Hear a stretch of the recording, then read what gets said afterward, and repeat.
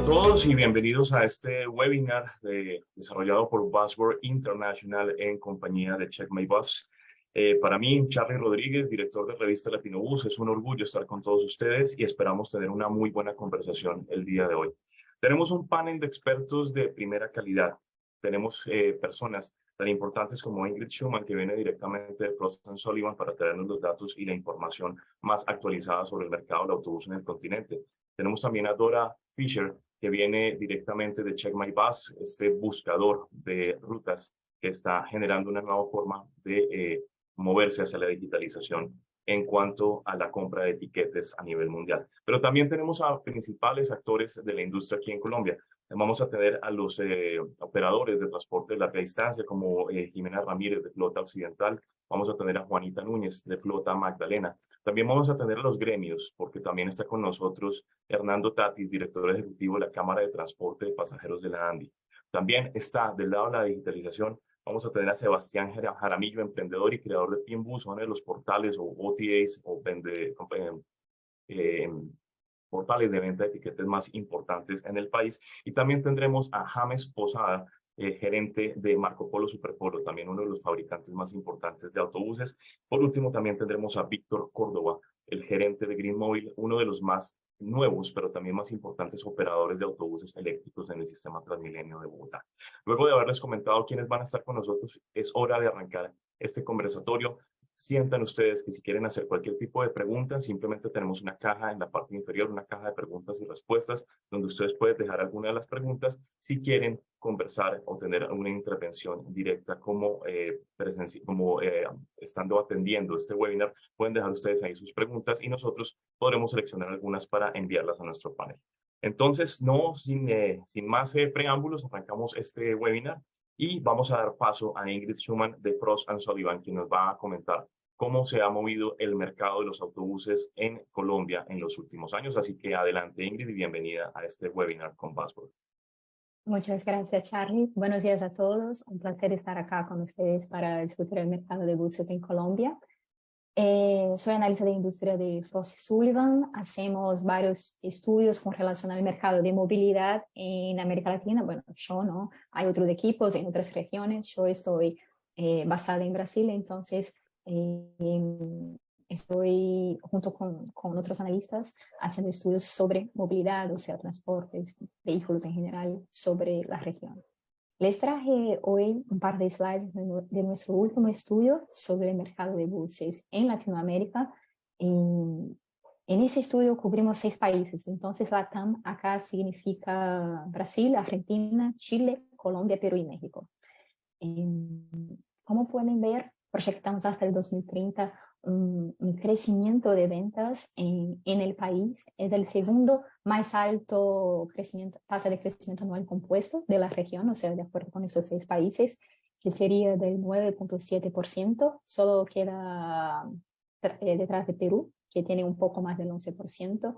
¿Y por qué tan alto? O sea, ¿por qué proyectamos este crecimiento? Principalmente por las medidas de renovación de flota. Vemos que Colombia está muy preocupada, muy interesada en esa renovación, no solo con relación a la parte de contaminantes, ¿no? O sea, reducir las tasas de emisiones contaminantes, pero también, sino también mejorar la calidad de vida, tiene una alta tasa de urbanización. Entonces, todo eso hace con que el país esté preocupado e interesado en esta renovación.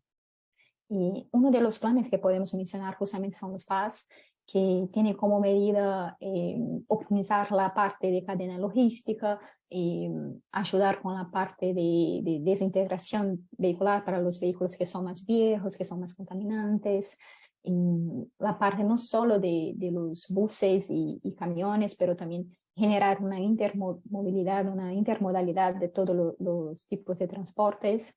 Next slide, please. Y además de estos planes, hay también otros con relación a, por ejemplo, leyes, incentivos no solo de la parte pública, pero de asociaciones entre público-privado, otras solo de la parte privada. Podemos mencionar, por ejemplo, una ley recién publicada hace 3 años de bueno, número 1964, que busca justamente promover el uso de los vehículos eléctricos y también de cero emisiones en el país. Para tanto, cuáles son las medidas que hacen para que las empresas adopten esta tecnología. Descuento en los seguros, descuento en el servicio de mantenimiento, tarifas más bajas para importar estos vehículos. Entonces, con medidas de con medidas de este tipo, hacen con que para los próximos años la cantidad de vehículos eléctricos y cero emisiones aumente, ¿no? Y además de eso, esta ley también busca que en 2035 el 100% de las nuevas adquisiciones en las ciudades que tengan el transporte público masivo sean eléctricos o de cero emisiones, ¿no? Hay también, por ejemplo, otras iniciativas. Una es Zebra, que no solo está en Colombia, también está en otros países de la región. También busca justamente el despliegue de la flota de buses eléctricos. Otra ley, otra política pública que podemos mencionar está solo en Bogotá, que también es para el 2036, que toda la flota que sea direccionada a parte de transporte público masivo sea compuesta por vehículos de cero emisiones. Además de eso, también podemos mencionar la empresa de energía Enelex, que también está preocupada y está desarrollando toda la parte de infraestructura de carga para estos vehículos, no solo de buses, pero también vehículos en general, ¿no? Y actualmente hay 3 ciudades claves, si pensamos la parte de energía alternativa en Colombia. La mayor parte de los planes están centralizados en estas 3 ciudades, serían Bogotá, Cali y Medellín. Con relación a los powertrains que están hoy en día en actividad, una ley también de 2019 estableció que a partir de este año, a partir de 2023, todos los vehículos adquiridos tenían que tener powertrain 6, Euro 6. Eso hace también con que la renovación se dé de manera más fácil, ya que no solo, bueno, ya sería necesario quizás por el vehículo ser más viejo, ya estar muy contaminando mucho, ¿no? Pero también ahora hay la fuerza de la ley. Y eso hace también con que, por ejemplo, de acuerdo con esta ley, esa ley busca que en el 2035 todas las adquisiciones, o sea, toda la flota en circulación en Colombia ya tenga el powertrain Euro 6. Y por eso también que vemos que el país tiene este crecimiento tan pronunciado, tan alto para los próximos años y que va a estimular renovación vehicular, van a tener un transporte más tecnológico, más sostenible, no solo, bueno, la parte de gas natural, pero principalmente también la parte de vehículos eléctricos. Y en eso termino mi presentación. Muchas gracias. Ok, muchas gracias Ingrid por tu presentación.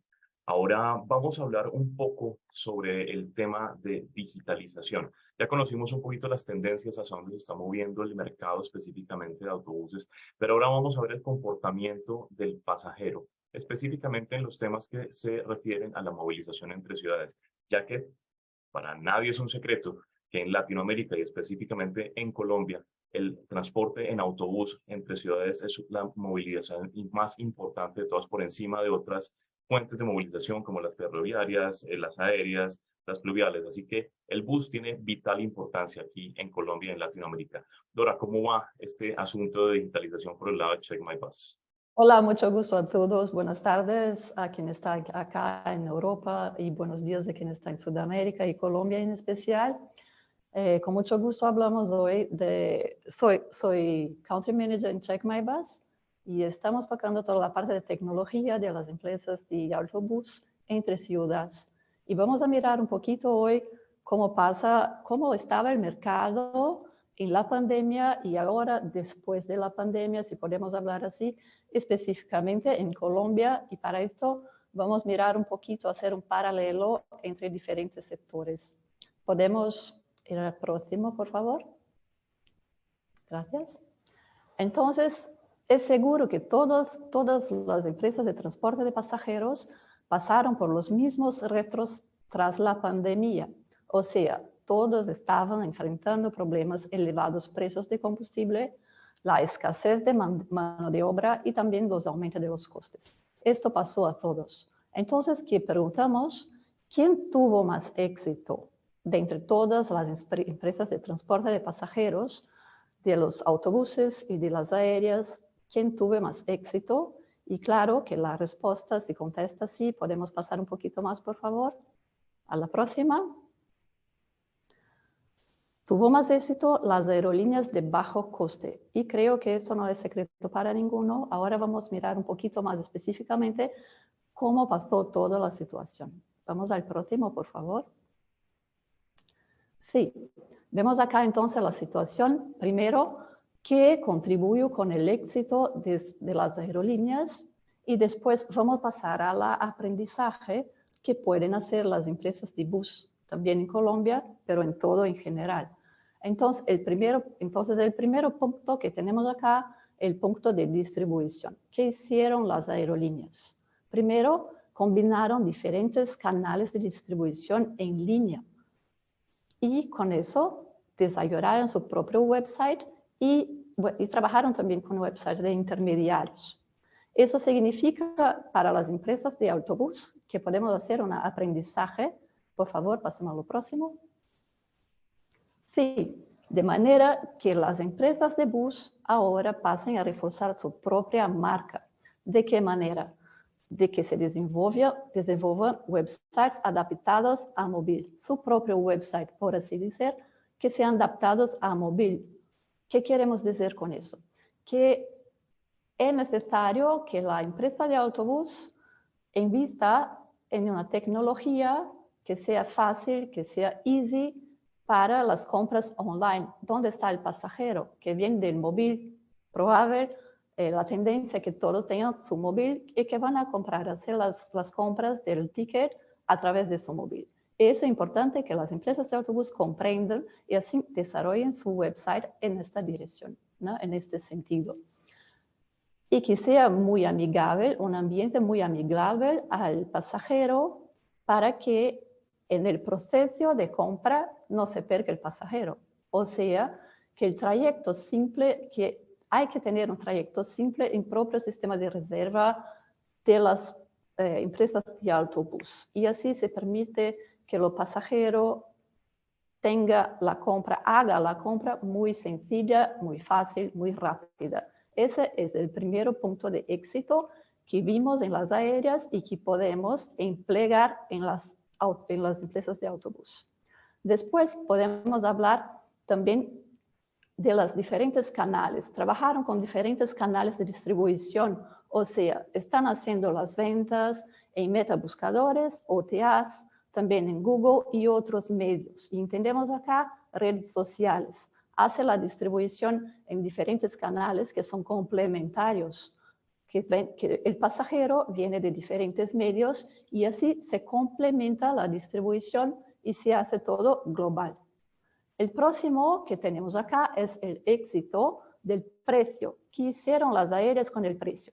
Los precios que se utilizaron de las aéreas se llaman precios dinámicos y hablamos un poquito de eso en un rato.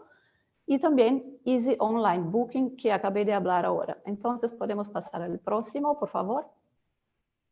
Sí. Cuando hablamos de precios dinámicos, ¿qué entendemos por eso? Entendemos que precios dinámicos es específicamente una teoría o una estrategia de precios donde se hacen los precios variables, o sea, no se trabajan con precios fijos, no se trabajan con precios estáticos. Los precios necesitan ser dinámicos, o sea, necesitamos comprender el mejor timing, el mejor tiempo para que el pasajero haga su compra, el precio correcto y también el viajero correcto. Son tres puntos importantes que vienen a yield management y que nos lleva al precio correcto, el precio dinámico. Y a eso sí, las empresas de autobús tienen que abrir su mente e empezar a trabajar con eso, y para eso es necesario que tengan el control del precio en sus manos. Es el punto número 1. Punto número 2, el control de precios en sus manos, como acabé de hablar. ¿Cómo hacer el control de precio? ¿Cómo hacer el yield management? No es secreto. Es necesario entonces hacer un desenvolvimiento del propio website que la empresa verifique el sistema de booking de reserva de pasajes del viajero. ¿Qué significa eso? Necesito saber cuándo el viajero está comprando su ticket, para dónde quiere viajar el pasajero, cuándo le gusta buscar los precios que son los mejores precios, y todo eso va a ser utilizado en esa verificación, en ese análisis de proceso de booking, donde el propio website vaya a traer a nosotros las informaciones. Ahora podemos pasar al próximo, por favor. Al final, el gran éxito de las aéreas también se complementó con los productos anciliares. O sea, son los productos complementarios desplegados de precio fijo o de precio piso. Por favor, pasamos al próximo, que hablamos un poquito más de eso. The next one, please. Thank you. So, los productos anciliares o los productos complementarios desplegados del precio piso significan que así se puede optimizar la viaje de autobús. Yo, empresa de ómnibus, de empresa de bus, voy a optar por tener un precio bajo, piso, como hablamos acá, y que van a comprar los pasajeros, van a comprar los asientos del bus. El bus va a hacer la viaje lleno. Y después, arriba del precio piso, las empresas de autobús van a vender los productos complementarios o también llamados de anciliares, que son, por ejemplo, una silla más confortable o internet o drink o cosas de comida. Eso sí, se vaya aplicando arriba del precio piso, que así se vaya a llegar el lucro, a la ganancia de la empresa. Esa fue, en general y muy deprisa, la estrategia que se utilizaron las aéreas y que seguramente es la estrategia ganadora también para las empresas de autobús. Pasamos a una próxima, por favor. Sí, ahora sí. Entonces, Check My Bus, que es una meta search o un meta buscador, va a ser o hace como todos los otros metabuscadores, como Google y otros, que el viajero, el pasajero, no vaya a hacer la reserva directa en el metabuscador, pero el metabuscador lleva el pasajero a la página propia de la empresa de autobús, en la página web de la empresa de autobús. Y esto trae una consecuencia benéfica a la empresa de autobús, que es, la verdad, crear la lealtad y la retención del pasajero, del cliente, del usuario. De manera que siempre, primero, de manera que siempre que el viajero llega a Check My Bus o a Metabuscador, va a llegar después directamente a página de la empresa de autobús. Entonces es necesario que la empresa haya desenvolvido un buen sistema de venta, que sea limpio, que sea amigable al viajero, que sea fácil, sencillo de comprender y de hacer el clic para que haga la compra, que es lo que queremos al final. Y con el tiempo se acostumbra con el nombre, con la marca de la empresa de autobús, y regresa directamente a la página de la empresa, a la página web de la empresa de autobús. Ese es el primer punto. El segundo punto es como que prolongar el viaje del cliente. O sea, después que se ha hecho la compra, que el viajero tuve una experiencia buenísima, que es fácil, sencillo de comprar. Entonces podemos hacer como enviar correos en costas de satisfacción, nuevos correos o enviar en la media social nuevas ofertas para los futuros viajeros para que regresen a la página y después a la página de autobús. Y al final, ¿qué podemos decir? Que acreditamos seguramente que el mejor es trabajar con la distribución omnichannel en línea. O sea, ¿qué significa eso? que como un metabuscador, CheckMyBus tiene la misión, así como los otros canales de distribución, trabajando juntos, de traer el pasajero para la empresa de ómnibus. Acreditamos que el mejor es trabajar, que la empresa de autobús vaya a mirar los metas buscadores, las OTAs, vaya a trabajar con el Google, vaya a trabajar con todas las formas posibles de canales de distribución con social media, y así vamos a cerrar un ambiente de donde todos vengan a la página de la empresa de autobús o a la página de la MetaSearch o a la página de la OTA, y vamos a ganar a todos los viajeros así. Entonces eso de CheckMyBus, estamos listos. Muchas gracias, Dora, por haber estado con nosotros aquí en nuestro webinar. Y ya que arrancamos a hablar de digitalización, creo que es hora que empecemos a tener nuestro conversatorio, donde cada uno de los actores presentes en este webinar va a poder dar sus diferentes puntos de vista con referente a estas temáticas. Y lo primero es hablar sobre eso, que ya tuvimos un escenario ideal, pero vamos a aterrizar un poco en lo que ha sucedido en el mercado colombiano específicamente durante esta post-pandemia, que ha cambiado muchísimo la forma en la que se compran los tiquetes y cómo se viaja, y donde las OTAs, es decir, las Online Travel Agencies o agencias de viaje en línea, han cobrado mucha importancia. Por eso, arrancando por Sebastián Jaramillo de Pimbus, vamos a preguntarles a nuestros panelistas cuáles han sido esos principales retos y dificultades de cara a la implementación del comercio digital aquí en Colombia. Así que adelante, Sebastián, bienvenido a nuestro webinar. Listo, bueno, Charlie, nada, gracias a todos y de verdad, mil gracias por la invitación. Yo creo que estos espacios son súper enriquecedores y este tema de digitalización hay mucho que hablar, o sea, nos podríamos quedar toda la mañana acá hablando, pero bueno, les doy un poco mi opinión. Yo creo que en digitalización hemos avanzado mucho, yo creo que todavía falta demasiado por avanzar, digamos que en Colombia. Antes de contestarles, les quería dar un contexto rápido. Nosotros acabamos de hacer un estudio de la digitalización en Colombia y lo que estamos tratando de ver es en qué cifra están hoy en día, es decir, qué porcentaje de las ventas de las empresas se venden por Internet y básicamente el crecimiento que hubo de esas ventas de 2021 a 2022 para más o menos como conceptualizarnos de dónde estamos. La conclusión fue muy sencilla. Uno lo que ve hoy en día en Colombia es que las empresas grandes están más o menos por niveles del 10 o hasta el 13% de sus ventas que se venden por Internet. En temporada de diciembre pueden tocar más o menos el 15%. Pero digamos que si uno compara esto con otros mercados de Latinoamérica, todavía las empresas grandes están más o menos por la mitad de lo que venden las grandes de otros mercados, un poco más digitales, como por ejemplo Chile, que están alrededor del 20-25%. Por otro lado, lo que uno ve es que el promedio del crecimiento de las ventas online de 2021 a 2022 es más o menos el 80%. O sea, uno ve que las ventas por Internet se están casi que doblando todos los años, que no es una tasa de crecimiento tan exponencial, pero sí está creciendo pues año a año. Pero todavía digamos que sorprende mucho que la digitalización, sobre todo en algunos corredores como Villavicencio y Boyacá, todavía es muy poca.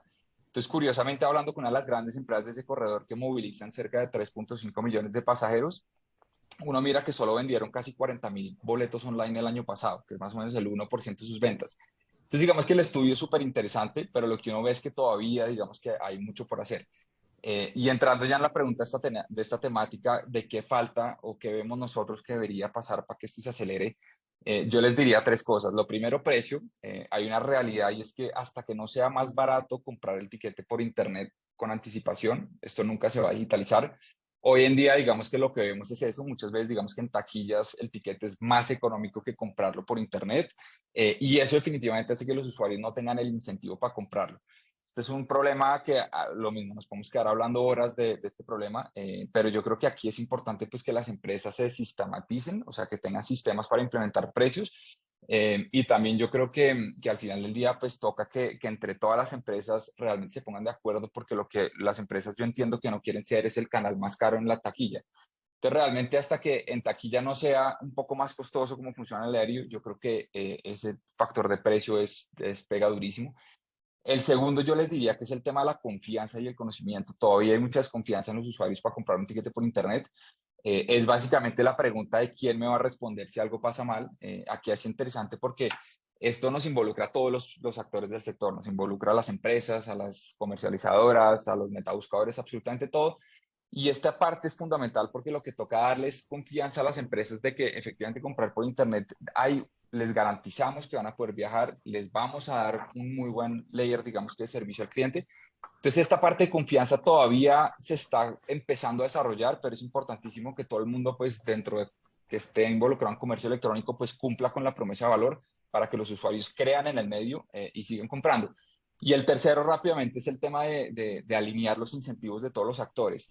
¿Qué pasa hoy en día? Digamos que yo veo que las empresas de transporte, digamos que las gerentes ya quieren vender por internet, pero cuando uno mira los incentivos de ahí para abajo, muchas veces, por ejemplo, los taquilleros no están tan alineados con los incentivos. Entonces, lo que uno ve es que un taquillero que de pronto tiene el incentivo de ganar comisión por lo que se venda en la taquilla, pues tampoco le conviene que las ventas se vayan por internet. Entonces, uno empieza a ver que hay diferentes actores ya bajando en la parte operacional de las empresas que de pronto no están tan alineados y esto es algo que o todos nos montamos en el bus de la digitalización o que va a ir andando, digamos que a un paso muy lento.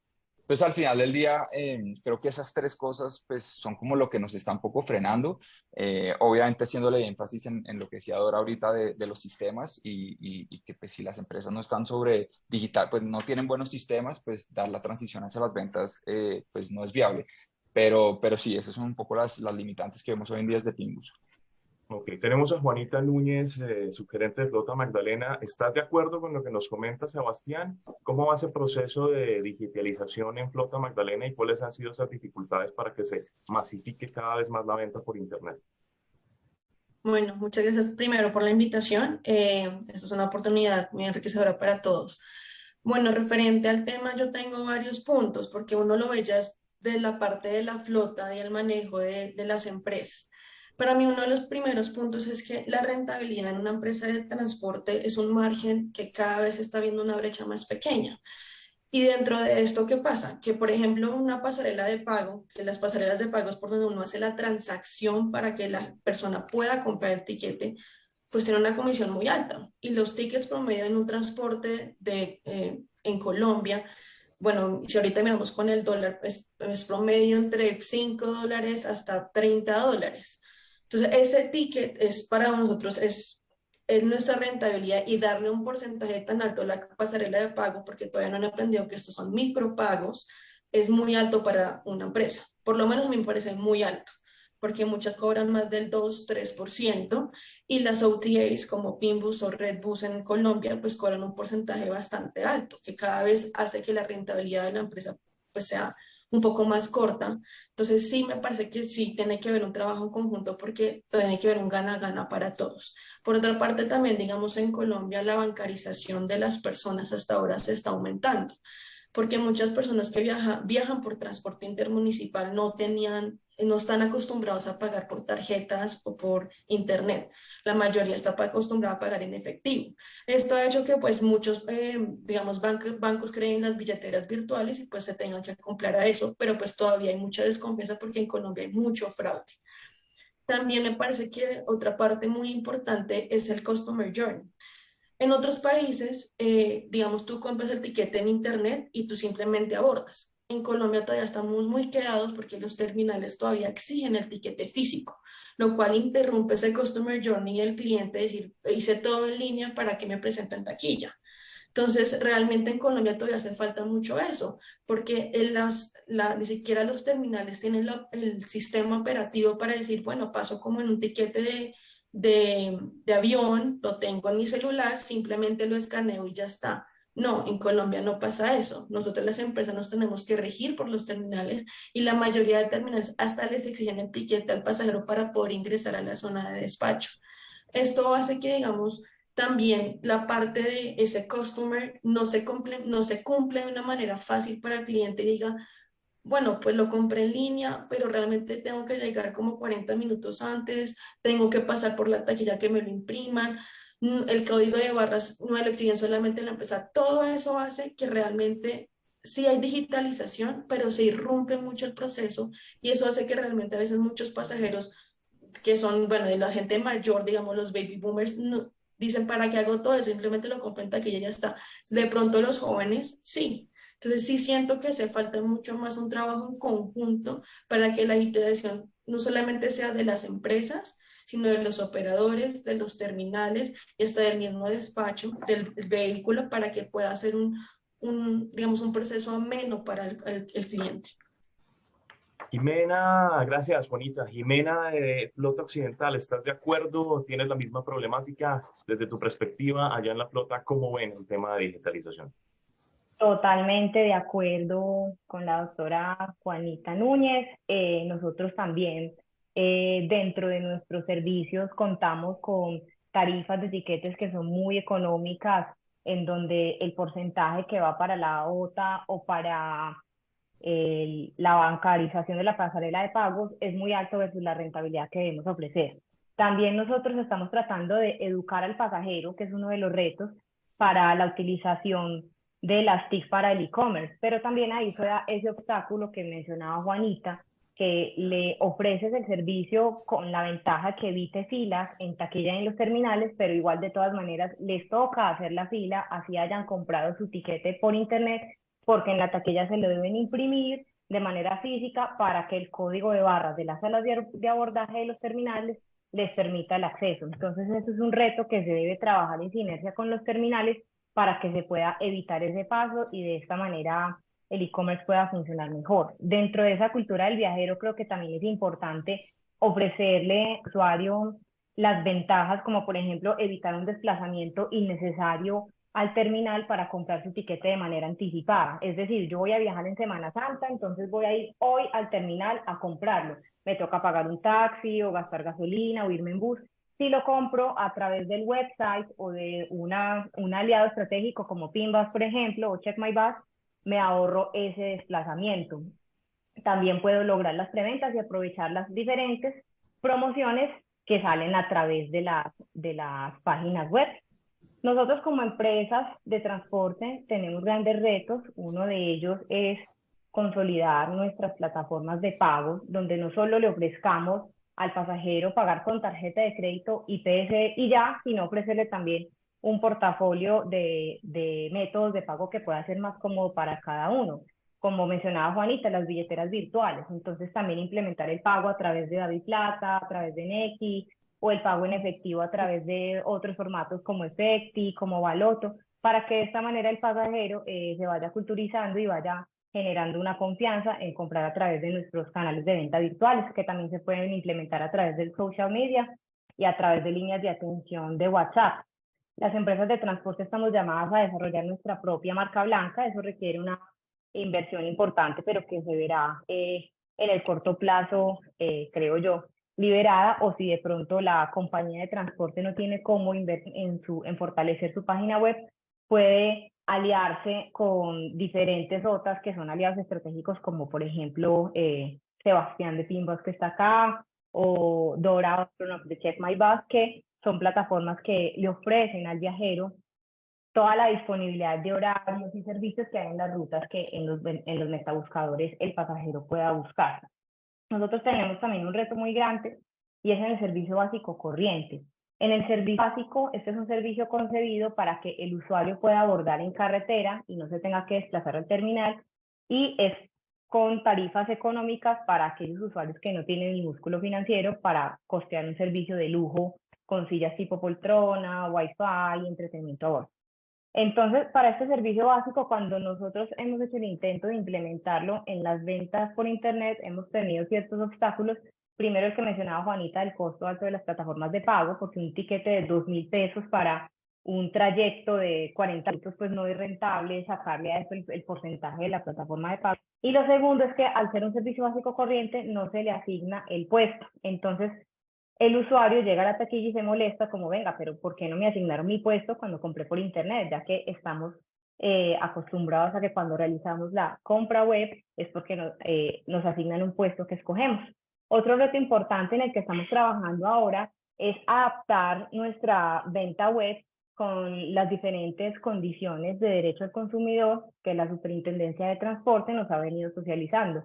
Ejemplo, que dentro del proceso de compra el usuario pueda consultar nuestro contrato de transporte y ahí pueda tener claro cuáles son las políticas para viajar con equipaje, qué es permitido llevar, qué no, qué equipaje viaja bajo tu responsabilidad, también cuál es la política de mascotas, de menores de edad, porque si compras un tiquete para tu hijo de 6 años y crees que lo puedes mandar solo, no, eso no se puede, tienes que leer esa política. Entonces, para que haya como una claridad desde el momento de la compra de los tiquetes. Ok, perfecto, Jimena, muchísimas gracias. Desde la perspectiva gremial tenemos a Hernando Tatis, ya que la Cámara de Transporte de Pasajeros de la ANDI agrupa a gran parte de los transportadores de carretera aquí en Colombia. Y también sabemos que ellos han estado al tanto del desarrollo de la digitalización y de acompañarlos en ese proceso. ¿Qué nos puede decir, Hernando, con respecto a toda esta migración y hacia cómo acelerar el proceso de venta en línea de tiquetes aquí en nuestros transportadores en nuestro país? Así que adelante, Hernando. Muchas gracias, Charlie, muchas gracias, Dora, por la invitación.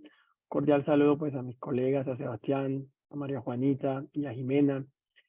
Sin duda ya pues hablando ya de último, pues ellos han dicho muchos de los grandes retos que se tienen para avanzar en superar todos estos retos y dificultades que se tienen con cara a la implementación del comercio digital. Yo comenzaré diciendo que uno de los grandes problemas que hemos identificado, de los grandes obstáculos en todos estos años que llevamos en esto, y Sebastián también lo mencionó, es el tema de esa excesiva competencia entendida como más que todo la guerra del centavo, ¿sí? Las empresas deben traer el modelo de transporte aéreo, ¿sí? Y ubicarse en que la no compra del tiquete de manera anticipada, de manera planeada, se debe traducir para ese pasajero en una real experiencia de un tiquete más alto. Mientras en las empresas de transporte terrestre intermunicipal continuemos con la costumbre de que el pasajero puede a última hora conseguir el tiquete en la terminal y hacerlo a un precio más económico que hacerlo de manera digital, pues va a ser bastante difícil avanzar en eso. Ahora, debemos ser positivos porque en la observación que hacemos y en el seguimiento que hacemos desde la Cámara de Transporte de Pasajeros de la ANDI, el año pasado vimos cómo se ha avanzado, se han hecho unos esfuerzos importantes en ese sentido. Y van sobre todo ubicados en el tema que el pasajero cuando llega a la terminal en temporada alta ya no consigue tiquete porque ya todos fueron adquiridos de manera anticipada. Entonces ahí se nota que hay un incentivo real, pero pues todavía nos falta mucho avanzar en ese sentido. Otro tema que ya nos corresponde a la política pública y el trabajo que podamos hacer desde los gremios junto con las empresas es el tema de que debemos exigir que efectivamente tengamos unas tarifas pisos reales, ¿sí? En Colombia, y hablo en Colombia que es donde estamos, tenemos unas tarifas pisos reguladas para nuestro sector. Pero esas tarifas hoy en día no son útiles porque están desactualizadas y eso permite bajar hasta cualquier precio el nivel del costo de la operación. Entonces, eso es importante tenerlo. Jimena lo mencionó, en la terminal de Bogotá también se dieron cuenta que hay un tema en Colombia que nos está obligando a cambiar, y ese tema de ampliar los canales de pago. Y como dijo María Juliana, nuestros usuarios no necesariamente están bancarizados, pero nuestros usuarios que no están bancarizados sí nos están exigiendo que les permitamos el pago a través de pagos electrónicos, llámese en Colombia Nequi o DaviPlata. Digamos, yo hablaba con Alejandro de Pimbus, el socio de Sebastián, y el impacto que tiene en la venta de etiquetes electrónicos o el pago de etiquetes a través de Nequi es altísimo, se basa más o menos en el 30%, es más o menos el mismo muestreo que tenemos en los canales de comercialización electrónica de la página. En Colombia usted puede ya comprar frutas en una plaza de mercado y pagar con Nequi de plata, y esos mismos usuarios que van a las taquillas están exigiendo, y nos corresponde a las empresas de alguna manera tener ya la infraestructura y la tecnología que nos permita a ese pasajero que nos está diciendo le pago con Nequi y decirle sí. Ahí hay varios retos. Primero, identificar quién recauda, lo que decía Sebastián, es decir, la comisión de ese taquillero cajero, ¿sí? En qué taquilla se ubica, y lo que decía María Juliana, que es un reto muy importante, la autenticidad de ese pago, es decir, que no hay una estafa, que el pago efectivamente ingrese a las cuentas de las empresas. Nosotros en la Karma hemos trabajado mucho en eso, tenemos mucho aliados en ese sentido, y hemos tratado de mostrarle a nuestras empresas afiliadas y no afiliados si lo quieren, cuál es la manera en que ya las startups de tecnología han resuelto esos grandes retos. También nos corresponde, sin duda alguna, una promoción real de los recorridos con unos verdaderos incentivos notorios y evidentes que mejoren la experiencia del viajero y obviamente un cumplimiento total de esa experiencia. Entonces, para no alargar más, debemos ser positivos frente a esto. Creo que todos los han dicho, de los 101 millones de pasajeros que se murieron el año pasado en todo, tanto en terminales, porque hay terminales que comercializan electrónicos, en los operadores, Pinbus y los demás, y en los canales de comercialización, el aumento en la venta de tiquetes electrónicos fue del orden del 80-85% en noviembre y diciembre del año pasado, como ya lo mencionó Sebastián. Sin embargo, pues ese porcentaje sigue siendo muy poco, porque si tomamos el global de la venta de tiquetes electrónicos, en Colombia más o menos está en el orden del 3% cuando tomamos el total. Eso no obsta para que haya mucho más impacto en las empresas de buses intermunicipal, sobre todo en rutas largas, donde ya estamos pasando del 12 al 15 y algunas están llegando al 18%. Entonces, yo creo que eso es un tema bastante importante. Vamos de la mano, sí, el crecimiento no ha sido en el ritmo en que esperábamos, pero cada día es el mismo mercado que nos obliga a eso, y por eso hago énfasis mucho en el fenómeno de equidad y plata, donde todos los retos que teníamos de la no bancarización, de tener el datáfono y todo eso, parte más del usuario. Es decir, son los usuarios los que están llegando a las taquillas a decirnos, oiga, necesito pagarlo así. Y obviamente, como mencionaba María Juanita, mejorar toda la experiencia del viajero, porque debemos llegar hasta un punto en que la digitalización nos pegue a todos. Yo compro el tiquete y debo entrar directamente al bus, no pasar por ningún canal, como lo hace el transporte aéreo. Muchas gracias. Ok, Armando, pero aprovechando que estás todavía con nosotros, yo quisiera hacerte una pregunta bien interesante, porque cuando la doctora Juanita nos hablaba sobre esos márgenes muy pequeños que está manejando hoy en día el transporte, también hay un tema que ha dado muy duro para que esos márgenes se bajen cada vez más, y es el alza en los insumos, el alza en la canasta de costos del transporte. Desde la cámara, yo sé que tú manejas unas cifras muy preciosas, me gustaría que nos comentaras un poco desde tu perspectiva, qué tanto has visto que hayan afectado esos sobrecostos que se están viviendo en la era pospandemia en la operación adecuada del transporte por carretera. Obviamente el transporte urbano también lo afecta, eso lo vamos a hablar un poquito más adelante con Víctor Córdoba, pero sí me gustaría escuchar de ti cómo va ese tema del alza en la canasta de costos. Sí, como decía Sebastián, estos temas nos pueden dar para hablar toda una tarde, y sería bueno a futuro yo poder hablar con María Juanita, porque las cifras que yo le vi a ella no son las que yo manejo, porque aquí hay dos cosas. Una es el porcentaje del canal electrónico de comunicación, llámese Pinbus, llámese Redbus o Checkbus si comercializa directo, eso es una cosa. Y otra cosa que yo le escuchaba ahora es el costo de la pasarela de pago, es decir, esa empresa que me hace todo el costo de el botón de pago y el proceso de pago, que es distinto al tema de la comercialización. Entonces, las pasarelas de pago son transversales, operan en todos los mercados, ¿sí? Entonces, si mañana ponemos un emprendimiento de comercio electrónico de ropas y camisas, tendremos que contratar una pasarela de pago que nos hace eso, y hay dos formas de hacernos el cobro. Uno por transacción y otro por porcentaje de venta.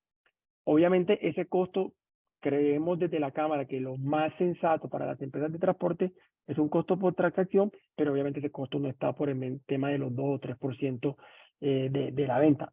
Habrá que mirar el caso, porque hay un caso del cual sí lo veo bastante difícil, es en lo que mencionaba Jimena, de las rutas conurbadas o esas rutas de influencia de servicio básico, donde hablamos de pasajes a 5.000, a 15.000, a 20.000, donde un costo de más o menos lo que cuesta esto son 250 pesos, 300 pesos, sí puede impactar mucho. Eso como introducción. Ahora, para responder la pregunta que tú nos haces, Charlie, si efectivamente la inflación y la variación de las tasas de cambio pega durísimo al sector, y digamos, en esta discusión hay que hacerla con las cifras oficiales. Nosotros hace muchos años tenemos en el sector un indicador oficial que lo certifica o lo da el DANE, ni siquiera es un indicador que sacamos las empresas, y desde que ese indicador se lanzó, ese indicador, para que ustedes hagan una idea, opera en Colombia desde enero de 2017, nunca en su historia había llegado a los 2 dígitos. Por primera vez en la historia, en el tercer y cuarto trimestre del 2022, llegó a 2 dígitos. Finalmente se ubicó en el 11.52%, ¿sí? Eso quiere decir que por cada 100 pesos que me gastaba en octubre, diciembre de 2021, pasé a gastarme 112 pesos en octubre, diciembre de 2022, ¿sí? Los costos fijos, sin duda alguna, fueron los que más impactaron en ese crecimiento, que pegaba más o menos en el 6.30%, ¿sí? Y al uno comparar ese último trimestre o ese cuarto trimestre, perdón, de octubre-diciembre de 2022, pues los principales costos que impactaron fueron los costos de los vehículos y su apalancamiento, que pegaron más o menos una disparada del 40.28%, la mano de obra de los conductores y los ayudantes, y obviamente los combustibles, ¿sí? Aquí hay un tema que se debe analizar con mucho nivel de cuidado, y es que para este año, para el año 2023, la reposición de vehículos va a tener dos impactos. Uno, el tema del Euro 6, que hay que pues, pasar a una nueva tecnología por una ley que nos obliga, y dos, pues la tasa de cambio. Entonces son dos factores que impactan durísimo y que obviamente nos obliga a eso. Corresponde a las empresas ahora ser muy juiciosos, ser muy diligentes, ser muy responsables, porque como nos decía María Juanita en su intervención, el rendimiento o la utilidad de las empresas de transporte es algo que cada vez baja más, entonces nos toca ser muy responsables con esas estructuras de costo, que son más que todo como unos presupuestos que determinan la tarifa, que sean muy dinámicas para que se ajuste siempre a los valores reales que cuestan movilizar un bus de un lugar a otro, ¿sí? Hay que hacer muy activo y muy generoso en ese tipo de incentivos para que se utilicen eso, porque si no, vamos a entrar a operar a pérdida. Listo, Hernando, muchísimas gracias y nos queda muy clara esa parte, y ya que tocas el tema de lo que va a pasar con la renovación de flotas, creo que es hora de hablar directamente con los fabricantes. Y en este caso tenemos a James Posada, gerente de Marco Polo Superpolo, el líder en la fabricación de carrocerías para vehículos de pasajeros aquí en Colombia, a quien nos gustaría pues invitarlo y que nos cuente un poco cómo ve ese panorama para el futuro cercano en cuanto a la renovación de flota frente a la incursión en nuevas tecnologías de transporte y obviamente la movilización hacia la electromovilidad y las cero emisiones. ¿Cómo ve James de Superpolo este proceso? Así que adelante y bienvenido a nuestro webinar aquí en Basel. Bueno, Charlie, muchas gracias por la invitación. Saludos a todos los que nos acompañan aquí. Pues después de la pandemia, nosotros empezamos a ver un movimiento fuerte de renovación. El año pasado, a finales de año, se vio aún más por temas del cambio tecnológico que íbamos a hacer al Euro 6. En temas de transporte intermunicipal sí hay una dificultad muy grande, esa transición energética. O sea, lograr hoy tener buses eléctricos para intermunicipales es bien complicado. El tema de capacidades, el tema de la infraestructura de carga, la necesidad que tienen los transportadores de tener una autonomía en kilometraje de 500 o más kilómetros, por encima de los 500 kilómetros, pues hace casi muy difícil que se empiecen a ver en el transporte intermunicipal buses eléctricos, por ejemplo. El tema de los buses eléctricos pues ha funcionado y está funcionando mucho en el tema urbano, en algunos temas de transporte especiales también. Y la verdad, en el mercado no hay mucha oferta también en otras tecnologías, aparte del Euro 6, que también generan el transportador un poco de preocupación por los costos.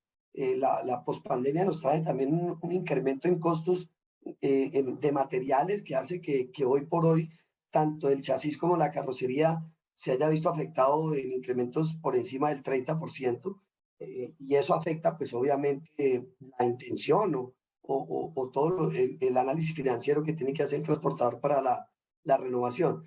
Y en tema de cambios tecnológicos, pues también se está incursionando en buscar productos de gas a gas para intermunicipal. También lo hemos visto funcionando bien en urbano. En Bogotá hay ya una cantidad de buses a gas muy grande, pero en intermunicipal todavía está la duda en los transportadores sobre el rendimiento de estos buses y sobre la capacidad que puedan tener. Esas son las grandes dificultades que hay. Ahora con el Euro 6, pues el mercado se ha visto con dificultad de tener oferta, principalmente en el chasis. Las marcas pues se prepararon desde el año pasado, pero hoy por hoy en el mercado apenas están tratando de llegar tanto los prototipos como los fabricantes locales también. Apenas creemos que por ahí en el mitad de año vamos a tener ya Euro 6, y eso va a ser mucho más complejo la renovación y sobre todo las inversiones que puedan hacer los transportadores en este tipo de productos para la transición energética. A mí me gustaría saber qué opina Jimena de Flota Occidental sobre esa posibilidad de incursionar en nuevas tecnologías y de mejorar, digamos que esas características técnicas de los vehículos que tienen ustedes de cara a este tema de los cero emisiones o de la digitalización, incluso de los servicios conectados que ofrecen las nuevas plataformas de los OEMs o fabricantes de chasis. ¿Qué pasa por el lado de Flota frente a eso? Bueno, para nosotros los transportadores y nuestros inversionistas es un gran reto con la nueva política que sacó nuestro gobierno, que a partir de este año todos los chasis deben tener la tecnología de emisión de gases Euro 6. Somos el segundo país de Latinoamérica que implementamos esta política, aparte de Brasil y Colombia, ningún otro país lo tiene. Esto es un reto porque en estos momentos hay una escasez por parte de chasis muy grande. Tengo entendido que solo hay chasis Mercedes y Fuso para busetas, de resto no hay disponibilidad en el mercado, entonces creo que eso va a hacer que la renovación de parque automotor en todas las empresas de transporte en Colombia sea un poco más lenta a medida que la oferta se vaya mejorando debido a las importaciones, ya que todos estos chasis se traen desde otros países. Adicionalmente, el costo viene con un costo mucho más elevado, lo cual dificulta para el inversionista, ya que es desfavorable debido a que el tiempo de recuperación de esta inversión se dificulta debido a que nosotros en este momento no podemos manejar unas tarifas dinámicas en donde podamos estarlas incrementando de acuerdo a este costo, sino que hay un control sobre ellas, como ya lo explicaba el doctor Hernando Tatis de la Cámara de Transporte. Debemos soportar todo en unas estructuras de costos y justificar estos incrementos tarifarios.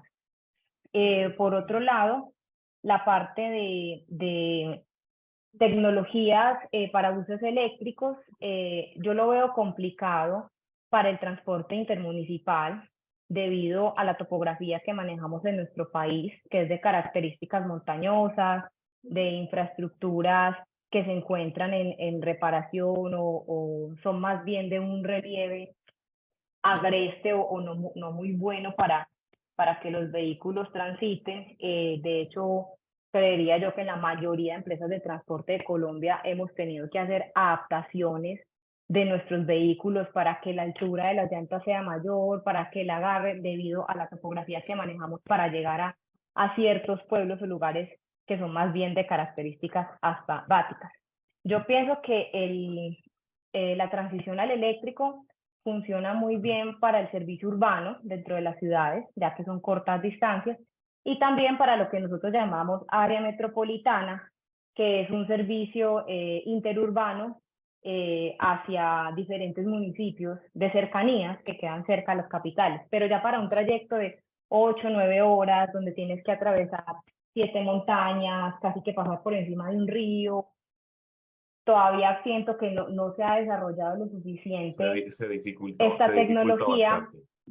para que el vehículo no se quede en la mitad. Si actualmente con la tecnología que tenemos, el desgaste vehicular que se presenta debido al estado de la infraestructura vial es bastante grande, y esto genera que se incrementen los costos de los mantenimientos, a la vez el costo de adquirir los insumos para estas reparaciones. Entonces ahora imagínate en el caso de un vehículo eléctrico. Yo creo que todavía como país nos falta madurar mucho más en el tema y conocer un poco más sobre estos desarrollos vehiculares, ya sea vía gas o vía eléctrica, para poder que ya sea un hecho implementarlo en nuestro país debido a la realidad que manejamos. Ok, Jimena. María Juanita, ¿qué opinas sobre el tema de la transición hacia nuevas tecnologías y la modernización del parque automotor?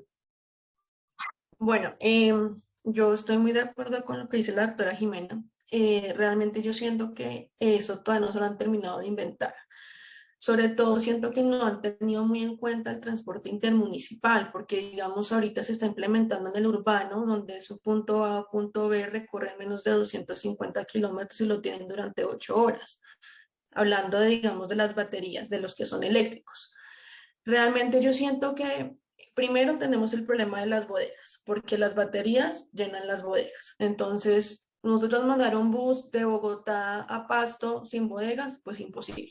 realmente es imposible. Aparte de eso, no hay puntos de carga todavía desarrollados en Colombia.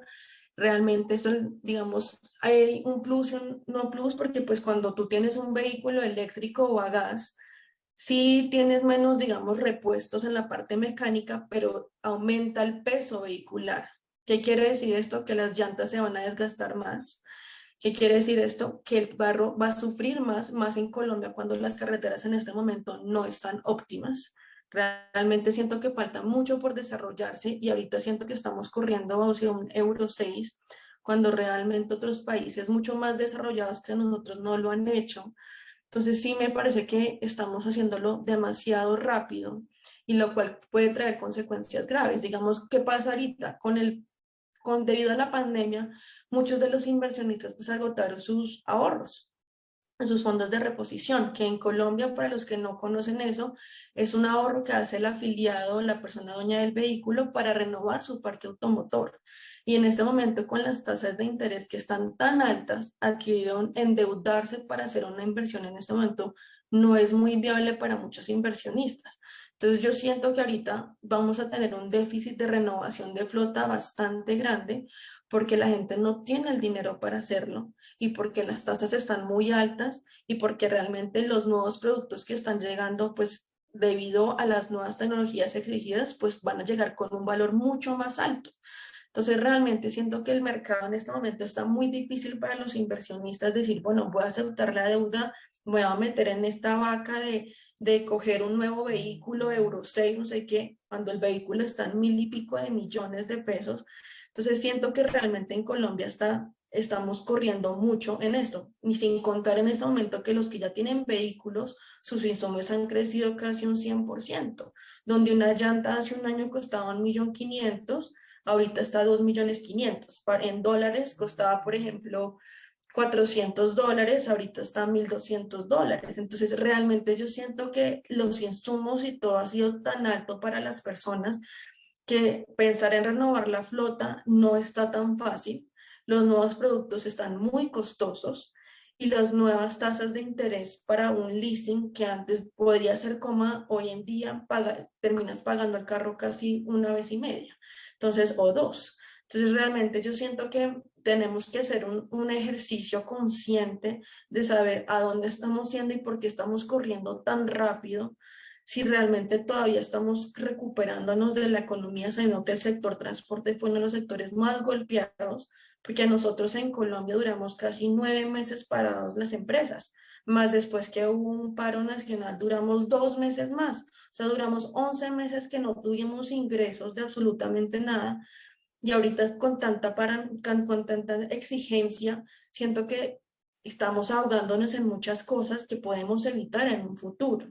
Entonces, para mí ahorita es muy importante que, digamos, todos los gremios realmente, tanto los carroceros como nosotros como empresas, como los bancos, pues hagamos una conciencia de a dónde está yendo el gremio, qué podemos hacer para aliviar realmente, para que pueda haber una renovación de flota, porque realmente es necesaria.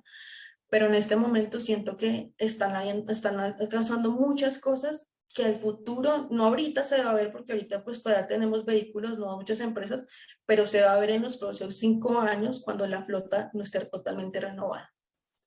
Ok, este ha sido el panorama más o menos de lo que sucede en el punto de vista de los autobuses de carretera. Se nos está acabando el tiempo, pero sí es importante que hablemos de la otra cara de la moneda, y es el transporte urbano, y sobre todo de un operador que ha hecho, digamos que ha confiado y ha hecho ese esfuerzo por meterse de lleno en el tema de la electromovilidad. Por tanto, nos gustaría escuchar a Víctor Córdoba de Green Móvil, cómo ha sido esa experiencia real de irse hacia la electromovilidad y de operar los vehículos eléctricos de manera masiva, tal vez uno de los operadores de buses eléctricos más grandes, me atrevería a decir, del mundo. Así que adelante, Víctor, cuéntanos esa experiencia. Gracias, Charlie. Pues bueno, esto ha sido totalmente un reto para nosotros, digamos, nuestros sponsors, que son empresas muy grandes que están detrás, ha sido un experimento muy grande, porque montar 406 buses en una operación que arranca al mismo tiempo, en unas condiciones que fueron bastante retadoras en medio de la pandemia, en medio del paro nacional, con condiciones macroeconómicas muy variables. Para darles una idea, cuando nosotros arrancamos a montar el proyecto el dólar estaba como a 3.600, que nos parecía carísimo. Cuando hicimos el cierre financiero estaba a 4.800. Subieron las tasas de interés. Entonces fue un ambiente súper retador para poderlo hacer. Pero aquí yo creo que más allá de eso, lo importante ver es que uno se imagina que cuando está montando un proyecto de buses eléctricos es cambio un bus diésel Euro 3, qué sé yo, por un bus eléctrico. Y aquí es mucho más allá que eso.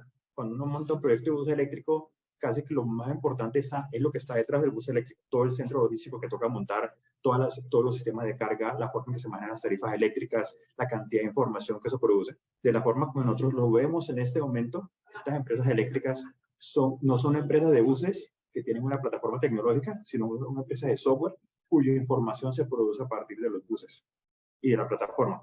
Les pongo un ejemplo. Para poder operar esta flota, si fuera diésel, yo puedo arrancar literalmente en un potrero, o en esa combustible y una maquinita de lavado. Para poder arrancar a operar acá, uno necesita una infraestructura eléctrica que equivale más o menos a lo que se consume en un mes, lo que no, más o menos unas 30.000 casas. O sea que nosotros tenemos la infraestructura eléctrica de una pequeña ciudad aquí. Entonces montar eso no es, todo eso es complicado. Entonces cuando voy a hacer eso, si yo tengo diésel, pues monto un tanque y traigo mis carros tanques y traigo el diésel. Cuando tengo esa cantidad de energía, me toca conectar unas redes eléctricas muy grandes de la ciudad que seguramente requieren expansiones importantes. Siendo así las cosas, uno no puede poner un patio eléctrico en cualquier sitio, porque eso lo hace, pues simplemente hay momentos en que no hay energía eléctrica para poderlo llevar hacia el sitio, por más que tenga los cargadores, subestaciones, baterías, software, todo eso. Entonces, todas esas cosas uno las tiene que empezar a ver desde el transporte urbano antes de meterse a simplemente decir, pues tengo los buses eléctricos. No, los buses eléctricos es tal vez lo más sencillo de todo el proceso que hay que tener. Por ejemplo, a nosotros nos tocó no solo tener un sistema de llegada de energía, sino tener dos, con capacidad de tener esa potencia de 10 megawatts cada una. ¿Por qué? Porque si se cae uno, pues no tengo opción de ir a la estación de la esquina y tanquear para poder recargar 400 buses. Entonces me toca tener el respaldo para poder funcionar con toda esa infraestructura. También hay que ser un desarrollo totalmente distinto de mecánicos. Los mecánicos antes eran, pues básicamente, pues sí, de transmisiones, de motores, de componentes mecánicos, y aquí básicamente lo que toca es, amigos, usted tiene una capacitación básica, ok, venga acá, que además lo vamos a capacitar para poder trabajar en este tipo de baterías, con este tipo de voltajes, con ese tipo de equipos, en este tipo de velocidades, además con unas ventanas de tiempo muy grandes, muy pequeñas, perdón, para poder trabajar de 11 de la noche a 3 de la mañana, porque uno de los buses no los tiene disponibles durante el día por las condiciones de tráfico que hay en la ciudad, que básicamente pues, circula uno a 10 kilómetros por hora. Entonces, unos buses en el día nunca tienen. Entonces, todo eso para decir que uno, como lo que nosotros estamos viendo, por lo menos, es que habrá una renovación grande de flota en Bogotá, por lo menos, que si bien suena súper chévere uno tenerla 100% eléctrica, tendrá que llegar a ser un mix de tecnologías. No, ni una ni la otra, sino una combinación, porque cada tecnología tiene pues una aplicación distinta según la zona en que opere. En una zona montañosa donde tengo un patio donde no tengo energía, pues me toca operar de una forma, de pronto con un Euro 6 o incluso habrá casos que hasta bajarse a Euro 5, mientras que en otras zonas con una densidad energética mucho más grande se podrán establecer patios eléctricos más holgadamente, o aparecerán otras tecnologías que no necesariamente son enchufables, pero que pueden permitir más autonomía u otras ventajas operativas que de pronto con lo que nosotros tenemos no están. Lo otro es que, por ejemplo, aquí en Bogotá hay un reto, que es que hay varios tipos de sistema de carga. Entonces nuestros buses no pueden cargar en otros patios y los de otros patios no pueden cargar acá. Entonces hay un tema de compatibilidad ahí que no ha sido resuelto y que mientras no esté resuelto, pues eso le va a meter más complejidad al sistema. Si eso es así para un zonal, imagínense cómo será para un troncal en donde además las rutas son cruzadas. O incluso cómo puede hacer para un transportador intermunicipal para pasar a la misma modalidad de trabajo. Aunque yo me gustaría preguntarle a James un detalle importante, que pena interrumpiendo a Víctor, Y es que veo que más allá, hoy en día ya los fabricantes de chasis y los fabricantes de carrocerías, más que los vendedores de un elemento específico automotriz, tienen que convertirse prácticamente que en los vendedores de soluciones de transporte a mediano y largo plazo, integrando fabricantes, compañías, fundaciones, asociaciones, para que todo ese tema hacia la movilidad sostenible se dé. No sé qué opinas, James, al respecto. No, yo concuerdo con lo que expresaron de que en el transporte intermunicipal va a ser muy complicado que hayan buses eléctricos. Yo creo que hay que buscar otras tecnologías, por ejemplo el hidrógeno, aunque eso es un tema ya más de medio y largo plazo, puede ser una solución para el transporte intermunicipal en una transición energética, que es un tipo de combustible donde usted puede tener mayor autonomía, donde usted puede hacer la carga como un bus a gas. Los mismos buses a gas también pueden ser otra opción, que ya hay algunos prototipos en Colombia en este transporte intermunicipal. Yo creo que todas las compañías, tanto los fabricantes de chasis, de carrocerías, están en búsqueda de nuevas tecnologías para también hacer parte de esta transición energética, porque esto ya es una realidad. O sea, ya sea por temas políticos, por temas de necesidad ambiental, es una realidad que se tiene que dar.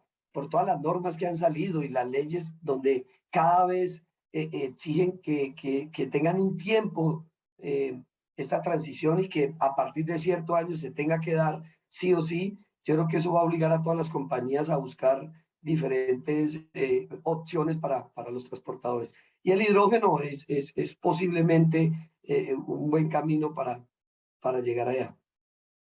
Bueno, estamos entrando en la recta final de nuestro webinar. Aunque no nos hayamos dado cuenta, llevamos 1:10 conectados y estábamos programados para 1:15. Esto denota una cosa real que nos gusta muchísimo, y es que los transportadores, los fabricantes y en general el gremio tiene mucho que hablar, tiene muchísimo que expresar, y estos espacios son especiales y espectaculares para que se den esos debates y para que se genere conocimiento. Yo había prometido un par de preguntas del público, así que me voy a tomar la libertad de seleccionar alguna de ellas. Las otras vamos a tratar de responderlas de manera interna antes de despedirnos. Así que tenemos por aquí una pregunta que nos hace Daniel Orsiani desde Argentina, del Expreso TV, y es para Víctor Córdoba. Nos dice, ¿cuál es el costo real de carga de electricidad versus diésel? ¿Hay colaboración por parte de las compañías eléctricas para tener precios especiales? ¿Cuál ha sido su experiencia con el tema de la carga de los buses eléctricos? Son como 3 preguntas en una, pero hablemos, yo pienso que de lo más resumido de lo que nos pregunta Daniel, frente a los costos y frente a la colaboración por parte de las compañías eléctricas para tener una tarifa especial de carga. Así que adelante, Víctor. Bueno, voy a tratar de responderlas lo más rápidamente posible. Digamos, sí, tenemos 2 en la primera, listo. En la primera de los costos, yo se les pondría, por lo menos en nuestro caso, si en una flota equivalente nosotros nos gastábamos $1,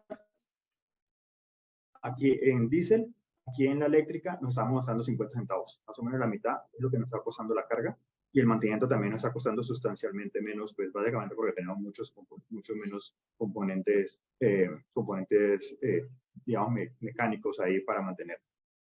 Por el parte de qué apoyo hay de las compañías eléctricas, pues aquí lo que pasa es que como nosotros por el consumo que tenemos vamos a 55.000 kilovatios hora, que nos permite, según la norma colombiana, ya ir directamente a las generadoras, pues pudimos hacer como una licitación privada y lograr unas tarifas muy competitivas con una fórmula además que conocemos para los próximos 15 años.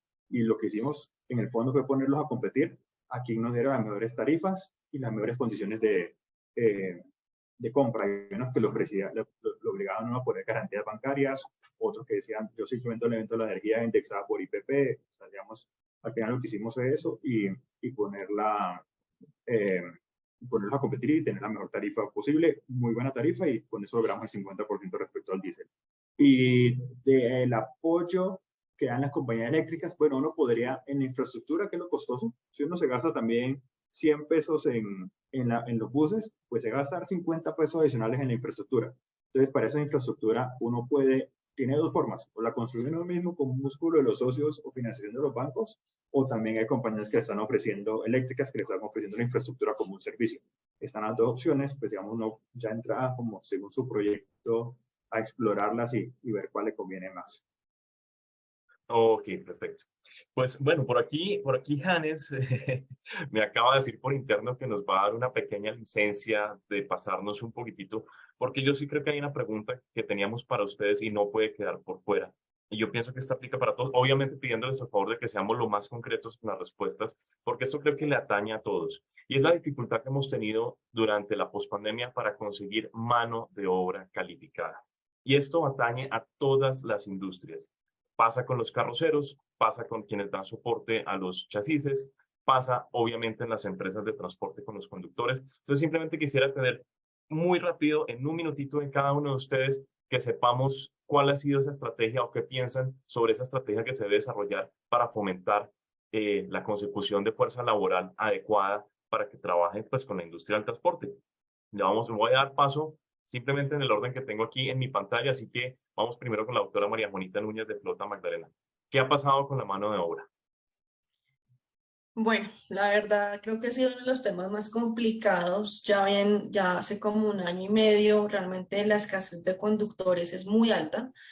¿Por qué? Porque digamos en Colombia la mayoría era, mi abuelo fue conductor, mi papá fue conductor, yo soy conductor.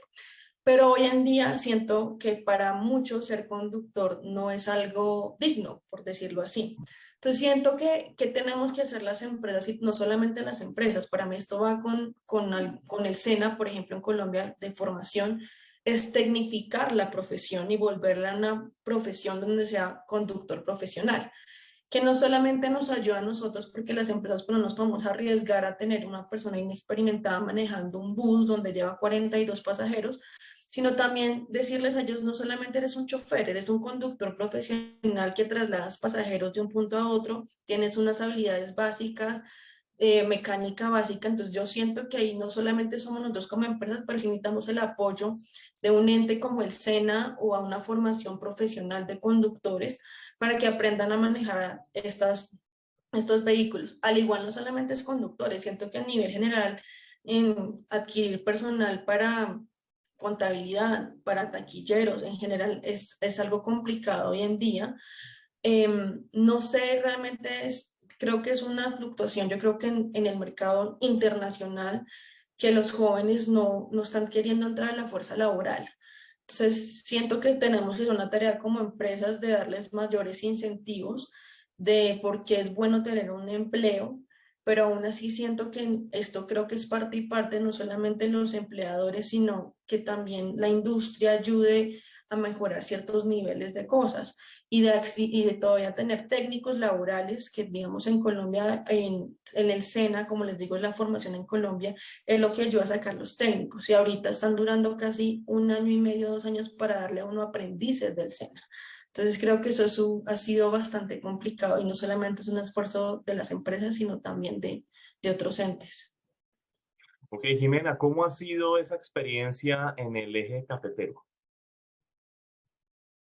De acuerdo a lo que dijo la doctora Juanita, acá en el eje cafetero y principalmente en nuestra empresa Flota Occidental, también hemos vivido ese lindo fenómeno de la transición generacional, en donde el conductor cuando se pensionó le entregó como esa batuta a su hijo, luego el hijo a su siguiente hijo y se da esa tradición en donde todos tienen como esa aspiración de ser conductores, ya que visualizan a su padre o a su abuelo o a su figura paternal como esa imitación o ese modelo a seguir. Esto ha cambiado con los años, quizás de pronto porque se ha propendido que los jóvenes estudien para tener una carrera, entonces de acuerdo con Juanita hay que tecnificar la profesión, más allá de buscar un apoyo con el SENA o con alguna institución educativa que nos brinde un programa académico que permita profesionalizar a nuestros conductores, también nosotros como empresa creo que una estrategia que podemos utilizar es montar nuestros semilleros de conductores o nuestras propias escuelas de formación, donde nosotros apoyados con las carroceras o con las compañías de chasis, nuestros aliados estratégicos, les solicitemos que nos brinden ese espacio para enviar un grupo de conductores a la Volvo o a la Scania a que reciban una semana de capacitación en diferentes temas sobre autopartes, sobre mantenimiento, sobre motor, y también complementarlo con la formación que nosotros mismos como empresas de manera in-house con nuestros expertos en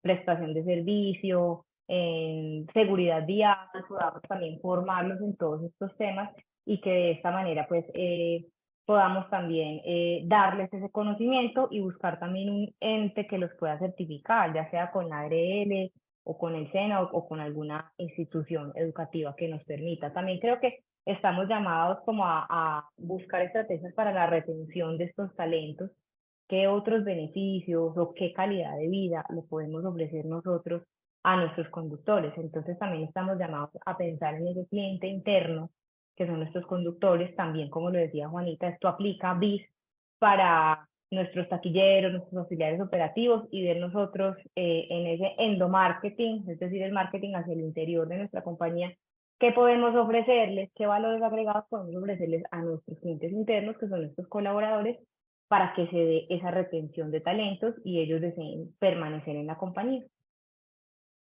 La dificultad con la consecución de conductores es una crisis prácticamente que mundial, pero resulta que la falta de mano de obra se nota en todos los aspectos.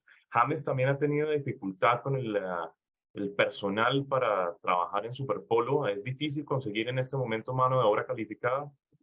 Es muy complicado. La verdad, después de la pandemia cambió un poco también la perspectiva de las personas sobre calidad de vida. Y aparte no se consigue mano de obra calificada, gente técnica. Nosotros hemos, en el transcurso de los años, desarrollado un centro de entrenamiento para formar nuestro propio personal, pero es muy difícil. Hoy en día, los jóvenes, nadie quiere ser soldador o electromecánico. Creo que esas profesiones parecieran que estuvieran en vía de extinción, pero hay que hacer estrategias. Yo concuerdo con la doctora Jimena cuando dice es muy importante trabajar en la retención. Yo creo que ese es el reto de las compañías, sobre todo con la escasez de mano de obra. Y no es un tema solo de salarios, es un tema de crear un conjunto de beneficios donde la gente tenga calidad de vida y se sienta bien. Y en Bogotá tenemos otro problema que también afecta la consecución de mano de obra, es el transportarse para las personas es imposible. Hoy llegar a una empresa, por lo menos como la nuestra, es un trayecto de 1 hora y media, 2 horas. Entonces mucha gente después de la pandemia ha preferido inclusive sacrificar salario, ganar menos, pero estar cerca de su casa, de su vivienda, que no le toque trasladarse 3 horas diarias para llegar a su sitio de trabajo. Es un reto que tienen las compañías y yo creo que no solo las empresas, todos los gremios que tienen que ver con este tema de la mano de obra deberían buscar estrategias en conjunto para ver qué se hace, porque creo que la problemática va a seguir creciendo y el tema de rotación en las compañías está disparado. Ok, sabemos, menciona James el tema de Bogotá, pero nosotros también hemos visto que compañías como las nuevas operadoras de transporte eléctrico en la capital han desarrollado nuevas estrategias e incluso han vinculado muchísimas mujeres como conductoras, abriendo como esa puerta. ¿Cómo ha pasado allí en Green Mobile con el tema de la consecución de mano de obra para estos nuevos operadores de vehículos eléctricos?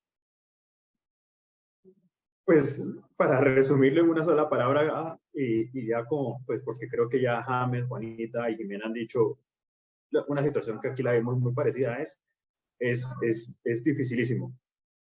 Básicamente lo que nosotros estamos tratando acá y enfocando nuestros esfuerzos en tener dos frentes. Uno es de bienestar y proyecto de vida, porque básicamente hay un grupo de gente que necesitamos fidelizar, que creer, pero que además trabajen aquí bien, que sientan que están creciendo, que se están desarrollando, que se están beneficiando a sus familias, y eso es un foco de atención. Y el otro foco, y es a donde creemos que además a futuro vamos a tener que tener cada vez más esfuerzos, es simplemente desarrollar la mano de obra. Básicamente, para darles un ejemplo, usted tiene licencia C1, sí, no puede manejar bucetones ni padrones. No importa, venga aquí, yo le voy a pagar y lo voy a capacitar y yo mismo lo ayudo a sacar la licencia y trabaje conmigo para poder tener mano de obra, porque el déficit en Bogotá ya es demasiado grande.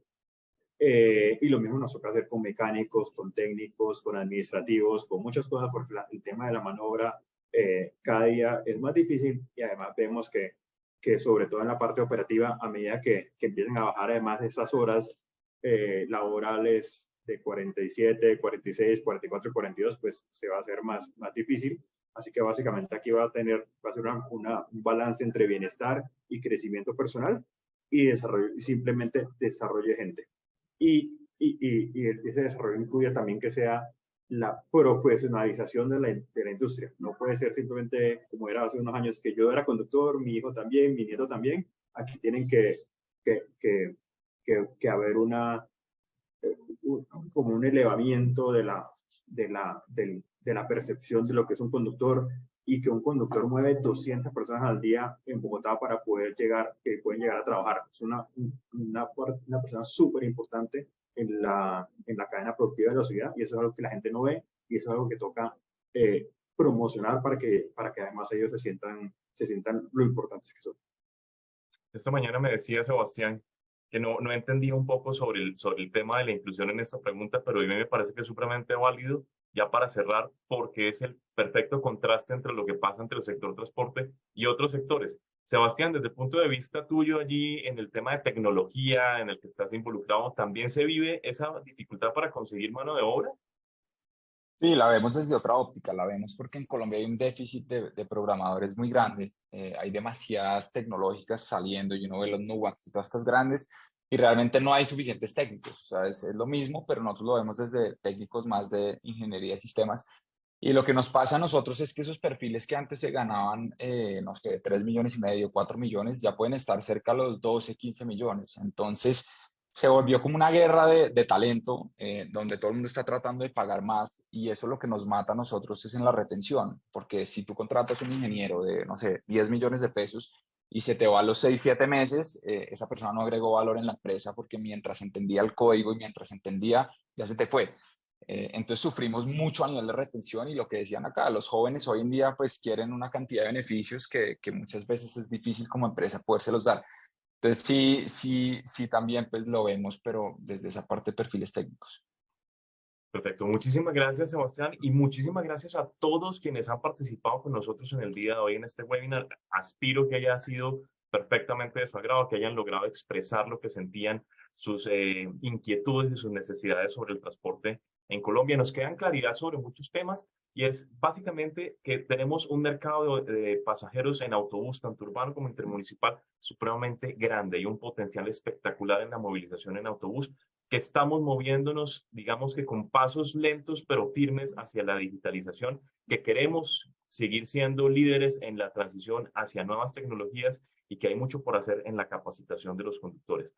Por lo pronto, esto ha sido todo por hoy. Mi nombre es Charlie Rodríguez, director de Revista Latinobús, y les agradezco muchísimo que estén acá, y también que se preparen todos para que los esperamos en junio en Buenos Aires, en esta Buzzworld Latinoamérica que se va a dar allá, en la cual esperamos que todos ustedes asistan, nos ayuden para que esta feria sea, como siempre, la más importante del autobús en Latinoamérica y en el mundo, como lo es Buzzworld. Muchísimas gracias. No sé si quiera Jan o Hannes hacer algún otro tipo de conclusión, y pues ya llegamos hasta acá. Muchísimas gracias.